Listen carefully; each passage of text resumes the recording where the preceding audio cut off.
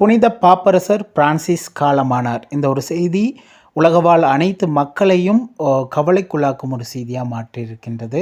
குறிப்பாக புனித பாப்பரசர் பிரான்சிஸ் தன்னுடைய 88வது வயதில் இன்று காலை காலமானதாக செய்திகள் வெளியாகியிருக்கின்றது. கிறிஸ்தவ மக்கள் மத்தியில் பெரும் ஒரு இழப்பு என்று இந்த செய்தியை நாங்கள் சொல்ல முடியும். குறிப்பாக அண்மை காலமாக பாப்பரசர் சுவாச கோளாறு, நிமோனியா சுவாச கோளாறு காரணமாக சிகிச்சை பெற்றிருந்தார். அந்த செய்தி கூட பரபரப்பாக பேசப்பட்டு கொண்டிருந்தது.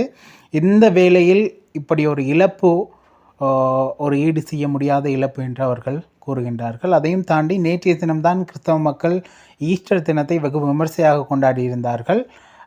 அந்த ஈஸ்டர் தினத்திலும் கூட பாப்பரசர் தன்னுடைய வாழ்த்துக்களையும் ஆசீர்வாதங்களையும் வழங்கியிருந்தார். அந்த வீடியோ கூட சோசியல் மீடியாவில் அதிகமாக பகிரப்பட்டு கொண்டிருந்தது.